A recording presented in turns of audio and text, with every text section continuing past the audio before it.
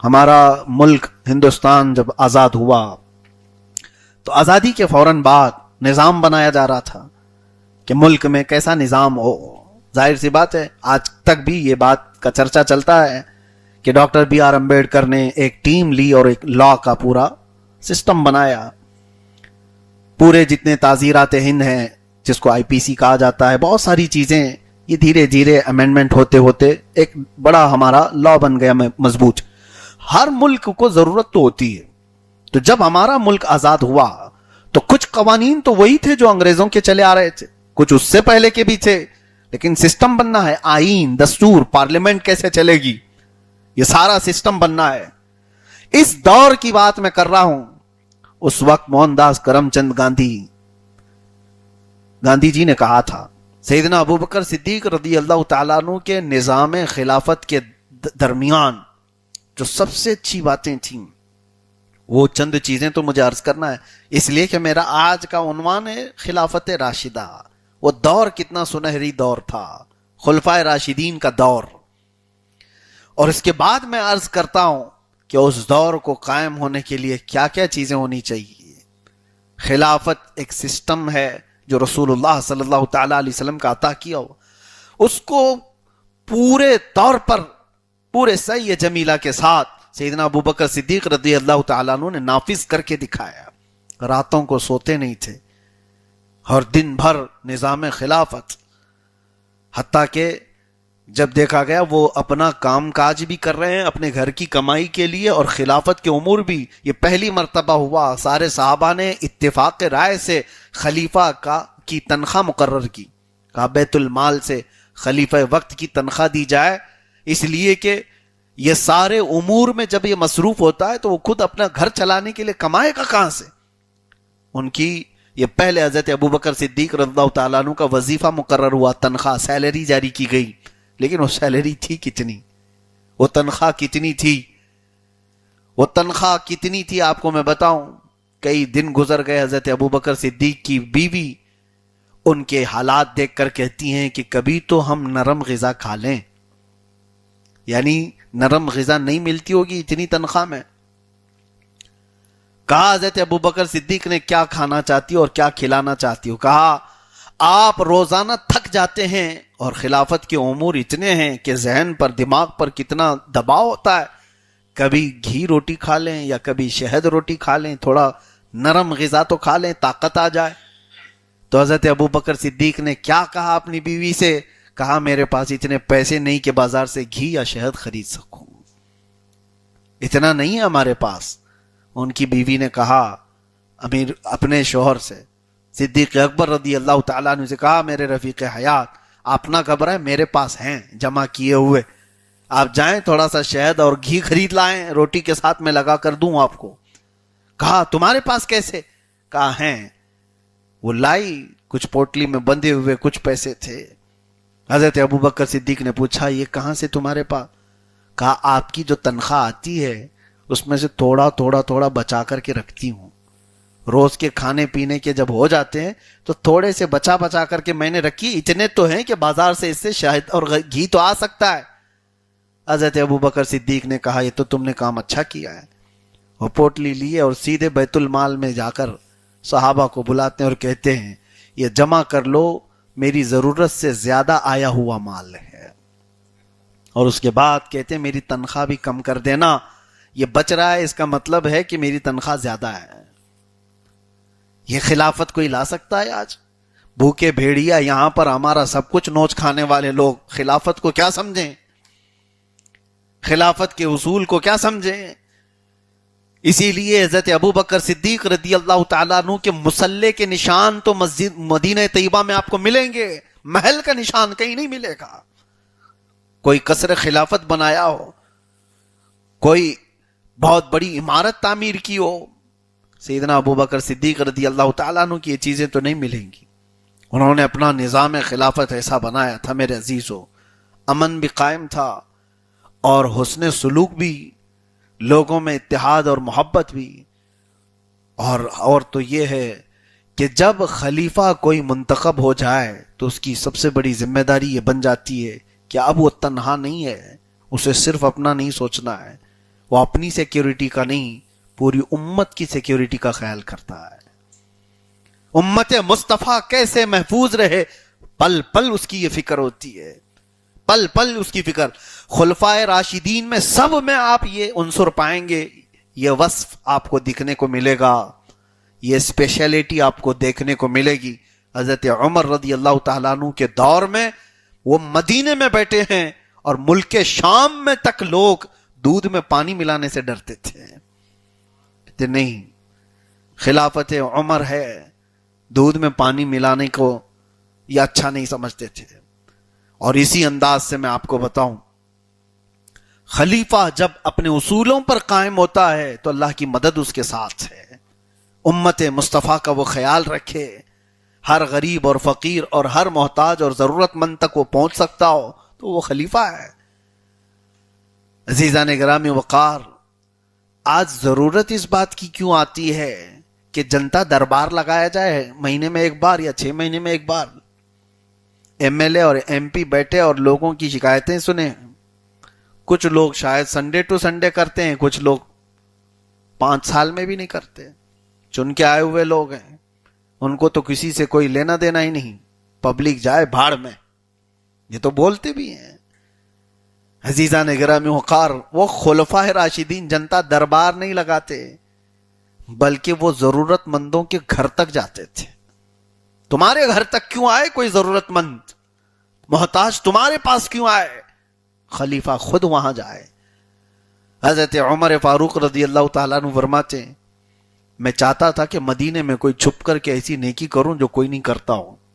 وہ نیکیوں میں دوڑنے والے لوگ تھے، کمپٹیشن کرنے والے لوگ تھے. بڑے کھوج بیچ کے بعد آپ کو ایک گھر ملا جس میں بوڑھی عورت رہتی تھی، اس کا کوئی نہیں تھا. حضرت عمر نے کہا کہ اس بوڑھی عورت کی مدد کروں گا، کسی کو پتہ نہ چلے، یہ ایسی نیکی ہے جو کوئی نہیں کرتا ہو. وہ معذور عورت بستر پر رہتی تھی. حضرت عمر نے کہا روزانہ اس کے گھر جاؤں گا، اس کا گھر کا کچرا صاف کروں، اس کے برتن دھو دوں، اس کے کھانے کو بنا کر کے آ جاؤں. کوئی نہیں تھا اس خاتون کا. تو فجر کی نماز کے بعد حضرت عمر گئے تو دیکھا گھر میں سب کچھ صاف ستھرا ہے، اس کے برتن دھلے ہوئے، کھانا بنا ہوا ہے. اس عورت کو دیکھا اور چلے آئے. کہا کون کرتا ہے اس کا کام؟ دوسرے دن گئے تب بھی کام سب کیا ہوا تھا. حضرت عمر کہتے ہیں تیسرے دن میں فجر سے پہلے گیا کہ پراسرار کوئی خادم ہے اس کا جو کام کرتا ہے. حضرت عمر کہتے ہیں میں نے دیکھا ایک شخص چادر اوڑے آیا، جلدی جلدی کچرا جھاڑا، کھانا بنایا، برتن دھویا، اس کے پاس رکھ کر نکلنے لگا. حضرت عمر قریب جا کر کے دیکھتے ہیں تو ابو بکر صدیق تھے. حضرت ابو بکر صدیق رضی اللہ تعالی. حضرت عمر کہتے ہیں قسم خدا کی ابو بکر سے آگے کوئی نہیں جا سکتا. یعنی ضرورت مند تمہارے دربار میں آئے، یہ نہیں. نظام ابو بکر تو یہ تھا کہ خود ضرورت مندوں تک چلا جائے ڈھونڈ ڈھونڈ کر کے. کتنے ایسے واقعات موجود ہیں. وہ خلافت راشدہ کے سنہری دور ایسے تھے. مدینے میں کیسا امان تھا، کسی کو کوئی خوف نہیں تھا، کسی کو کوئی ڈر نہیں تھا. یہاں تک کہ حکم یہ تھا کہ کوئی مسلمان اپنی تلوار لے کر کے چلے بھی تو اس کی انی، اس کی جو نوک ہے وہ سامنے کی طرف نہیں ہونی چاہیے. جو تلوار کندھے پر لٹکائی جاتی تھی تو تلوار جب لٹکتی تھی تو وہ تو چاند کی طرح سے سامنے اس کی نوک اس طرح ہوتی تھی. عربوں کا رواج تھا آپ کے دور میں، بلکہ رسول اللہ صلی اللہ علیہ وسلم کے فرامین میں اس کو منع کر دیا گیا. کہا گیا کہ یہ امن کا دور ہے، تلوار کی نوک کسی مسلمان کی طرف نہیں ہونی چاہیے، پیچھے کر لو اس کو. وہ پرامن دور تھا. صدیق اکبر رضی اللہ تعالیٰ عنہ کے دور خلافت میں قرآن پاک کے جمع کا بھی بڑا ایک کردار ہے. بہت سارے چیزیں کی گئیں جو اصلاحات ہوئے. پھر دور فاروقی جو آیا، اللہ اکبر. حضرت عمر فاروق رضی اللہ تعالیٰ عنہ کا دور تو وہ ہے جس کو رہتی دنیا تک فراموش نہیں کیا جا سکتا.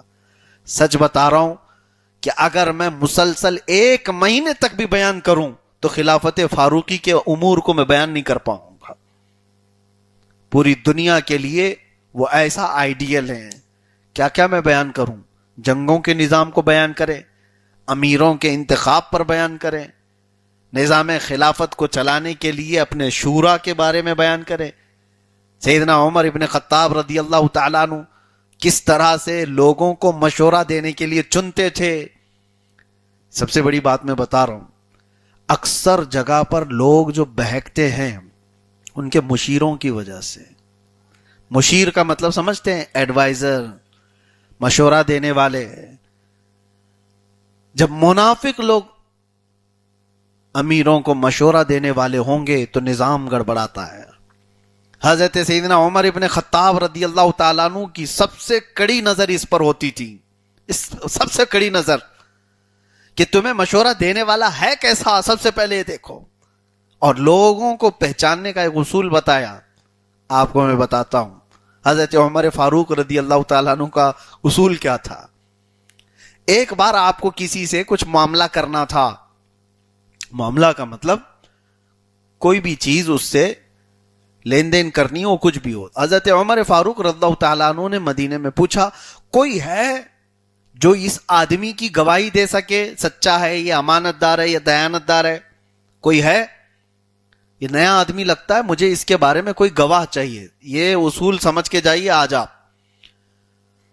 تو حضرت عمر نے جب یہ اعلان کیا تو ایک شخص کھڑے ہوئے اور کہا کہ امیر المومنین، میں جانتا ہوں یہ بہت اچھا آدمی ہے۔ آج سب کھڑے ہو جاتے ہیں نا، آپ بھی بول دیں گے، ارے یہ حاجی صاحب تو بہت اچھے ہیں، بہت اچھے آدمی ہیں، ارے یہ محلے کا تو بہت اچھا آدمی ہے، کیوں؟ داڑھی ہے نا اس کی، ٹوپی ہمیشہ لگائے رہتا ہے، بہت اچھا آدمی ہے۔ حضرت عمر کے پاس وہ شخص آئے، انہوں نے کہا امیر المومنین، میں گواہی دیتا ہوں اس کی، یہ بہت اچھا آدمی ہے جس سے آپ معاملات کر رہے ہیں۔ آپ نے پوچھا اچھا ٹھیک ہے، تم گواہی دے رہے ہو اس کی، یہ اچھا ہے، دیانت دار ہے، امانت دار ہے، سب سے پہلے یہ بتاؤ کیا تم اس کے پڑوسی ہو؟ انہوں نے کہا نہیں، میں پڑوسی نہیں ہوں، پڑوسی نہیں ہوں۔ پھر حضرت عمر نے دوسرا سوال کیا توجہ سے۔ حضرت عمر نے پوچھا کیا تم نے کبھی اس سے لین دین کیا ہے؟ کہا نہیں، مجھے تو اتفاق نہیں ہوا لین دین کا، اس کے ساتھ کبھی میرے معاملات ہوئے نہیں۔ پھر حضرت عمر نے پوچھا تیسرا سوال، کہا کیا تم نے کبھی اس کے ساتھ سفر کیا ہے؟ تین چیزیں پوچھا انہوں نے، کیا پڑوسی ہو تم، یا کبھی اس سے لین دین کی ہو، یا پھر کبھی اس کے ساتھ سفر کی ہو؟ وہ صحابی نے کہا نہیں، میں نے سفر بھی نہیں کیا۔ تو حضرت عمر جلال میں کہا چپ بیٹھ جاؤ، تم اس کی گواہی دینے کے قابل ہی نہیں ہو، مجھے پتا ہے تم نے اس کو اچھا کہا، دیانت دار کہا، کہاں دیکھا؟ مسجد میں دیکھا نا اس کو؟ انہوں نے کہا ہاں، اس کو تو میں 5 وقت نماز پڑھتے ہوئے تو دیکھتا ہوں۔ حضرت عمر کہتے ہیں جس کو صرف مسجد میں دیکھ رہے ہو اس کی گواہی نہ دو۔ حضرت عمر کا یہ مزاج تھا، کہا اس سے معاملات کیے ہوئے ہو یا اس کے پڑوسی ہو تو پھر دیکھو وہ کس طرح کے معاملات کرتا ہے۔ انسان اپنی ساری حقیقتیں صرف مسجد میں نہیں کھولتا، اس کے ساتھ جب معاملات ہوتے ہیں تب وہ حقیقت کھلتی ہے، کتنا سچا ہے، لین دین میں کیسا ہے۔ میرے عزیزو، حضرت عمر فاروق رضی اللہ تعالیٰ عنہ سب سے زیادہ اس بات پر فوکس کرتے تھے کہ مشیر کیسا ہے، مشورہ دینے والا کیسا ہے، اور نظام بہترین چلتا تھا۔ اور مشیروں کو بھی دیکھتے تھے، مشورہ دینے والے کے لیے کرائٹیریا تھا کہ کوئی بھی جھٹ سے اٹھ کر کے امیر المومنین کو مشورہ دے دے، کل سے یہ کر لیجئے، ٹھیک ہے آپ کا مشورہ سنیں گے، ہم آپ کو بھی دیکھیں گے آپ کس لائق ہیں۔ آج ہم سب کے لیے بھی یہ بات رہنما اصول میں سے ہونا چاہیے، سنو سب کی، مشورے سب کے لو ہوں، لیکن پھر آپ یہ دیکھو کہ وہ کس فیلڈ سے تعلق رکھتا ہے، اس کی اہلیت کیا ہے، وہ معاملات میں کیسا ہے اور اللہ کی بارگاہ میں کیسا ہے، اس کے بعد پھر آپ عمل کرو۔ ایرے غیرے نتھو کھیرے کی باتوں کو سن کر کے جب عمل کر لیتے ہیں تو اللہ کی مدد نہیں ہے اس کی۔ سیدنا عمر ابن خطاب رضی اللہ تعالیٰ عنہ کا دور خلافت وہ عظیم دور تھا جس کو میں آپ کو بتاؤں، ہمارا ملک ہندوستان جب آزاد ہوا تو آزادی کے فوراً بعد نظام بنایا جا رہا تھا کہ ملک میں کیسا نظام ہو۔ ظاہر سی بات ہے آج تک بھی یہ بات کا چرچا چلتا ہے کہ ڈاکٹر بی آر امبیڈکر نے ایک ٹیم لی اور ایک لا کا پورا سسٹم بنایا. پورے جتنے تعزیرات ہند ہیں جس کو آئی پی سی کہا جاتا ہے، بہت ساری چیزیں یہ دھیرے دھیرے امینڈمنٹ ہوتے ہوتے ایک بڑا ہمارا لا بن گیا مضبوط. ہر ملک کو ضرورت تو ہوتی ہے. تو جب ہمارا ملک آزاد ہوا تو کچھ قوانین تو وہی تھے جو انگریزوں کے چلے آ رہے تھے، کچھ اس سے پہلے کے بھی تھے، لیکن سسٹم بننا ہے. آئین، دستور، پارلیمنٹ کیسے چلے گی، یہ سارا سسٹم بننا ہے. اس دور کی بات میں کر رہا ہوں. اس وقت موہن داس کرم چند گاندھی جی نے کہا تھا کہ میرے پاس مثال دینے کے لیے کالپنک شخصیات ہیں، یعنی جن کا صرف خیال کیا جا سکتا ہے، ایسے کچھ کالپنک شخصیات ہیں، لیکن فیلڈ میں اگر کسی نے کچھ کر کے دکھایا ہے تو وہ مثال میں صرف ابو بکر اور عمر کی پیش کر سکتا ہوں. کہانیاں بہتوں کی ہیں، ایسا راج تھا ویسا راج تھا، کہانیاں بہت ہیں، لیکن ان کے بارے میں ہمیں پتہ ہی نہیں ہے کہ تھے بھی کہ نہیں تھے. یہ ہماری بات نہیں ہے، یہ گاندھی جی کی بات ہے. گاندھی جی نے کہا تھا کہ ابو بکر اور عمر کو میں پیش کر سکتا ہوں نظام چلانے کے لیے، ان سے بہترین مثال نہیں ہو سکتی. پڑھے لکھے لوگ سمجھ سکتے ہیں میرے عزیزوں. دنیا نے اس چیز کو ایکسپٹ کیا، تسلیم کیا. وجہ کیا تھی؟ الفضل لما شہید بہ الاعداء. فضیلت تو اس کی ہے جس کی دشمن بھی گواہی دیتے ہوں. فضیلت تو اس کی ہے.